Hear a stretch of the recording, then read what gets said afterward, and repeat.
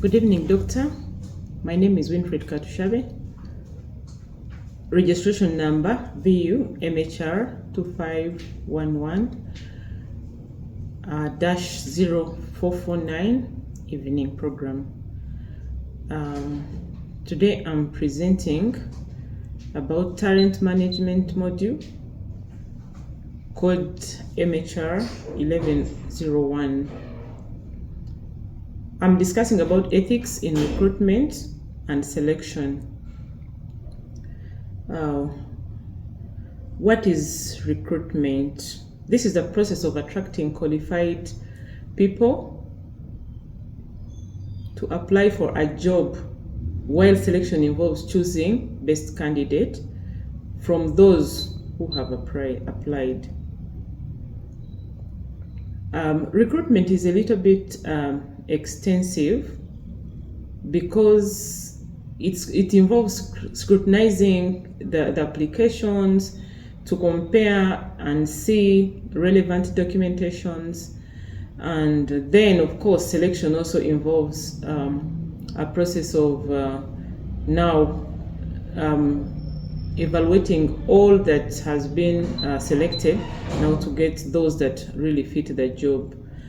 So this process should not only focus on qualifications, but also should be also guided by ethics. What do we mean by ethics? We are looking at a situation whereby there should be no corruption, there should be no nepotism, there should be no coercion. The system must be very clear and guided by the ethical standards, which means that ethics is doing what is right, fair and professional. Therefore, all people must be treated equally and must be given the same opportunity to be able to get the jobs on merit. And as a natural consultant, of course, I believe ethical recruitment is important because it helps organizations hire competent people, build trust, and promote equal opportunities. Because you find here, there are some people who are disabled, there are people who cannot speak well, but they can ably do their work.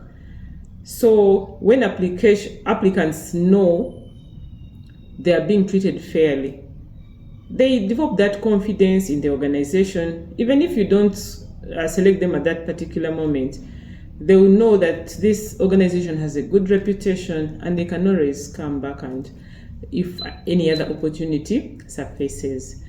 Unfortunately, many organizations still face ethical challenges during recruitment. And one common one is favoritism. You find, because you are my friend, I'll favor you because I know you, I know where you come from, I know your father, I know your mother. And people are recruited on grounds of, personal relationships instead of qualifications. And of course, others practice discrimination based on tribe, religion, gender, language, so many things of the kind. So this denies the deserving candidates an equal opportunity. And of course, as we had talked earlier, corruption is one of the biggest challenges. Some applicants, of course, they pay. You find that when the moment a person knows that there is an opportunity, they start to lobby. They start to pay, they go behind, to deny the chance of, while others are denied an opportunity to be recruited fairly.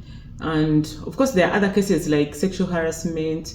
You find that some men want sexual favors before they give these women opportunities, and of course, it is very inappropriate for the organization's reputation. Another ethical practice is asking irrelevant questions. You find that very many interviewers, especially in public service commissions, they ask you hard questions to fail you. It's very unfortunate, but it's very unfortunate for such a panel to ask such questions. They should ask all questions that are related to the job, so that when somebody gets the job, they are able to perform. But a person who has been favored by asking them simple questions, you'll find that their performance is not as good as those people who are asked real questions. So family plans or political beliefs which have nothing to do with a person's ability to perform, like what I've just said. These practices have serious consequences, and of course organizations end up hiring less competent people, and we've seen them in places where we work. People are very competent, they cannot work under pressure, they cannot manage certain things. They are critical key components of doing certain work in a certain way. So if somebody lacks that competence, definitely they cannot compete. As an HR consultant, I recommend that organizations establish clear recruitment policies to ensure every applicant is given an equal opportunity to have that job.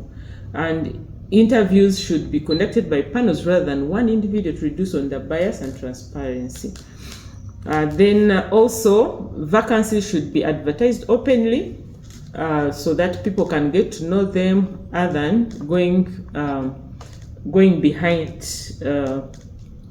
so that people can get jobs to those that they really favor. And more to that, organizations should further establish confidential reporting systems where unethical behavior can be reported without fear. And finally, management should regularly review recruitment procedures to ensure they remain fair and transparent, and most especially to the HR personnel. They also really need to be trained and to be guided through these procedures so that they are well acquainted with them. And as a consultant, of course, I will not forget to advise in that every organization should make integrity, fairness, and transparency the foundation of its recruitment process, because the quality of employees an organization hires today determines success tomorrow. If you recruit substandard staff, definitely they will not be able to push the organization forward. Thank you, Doctor, for listening in.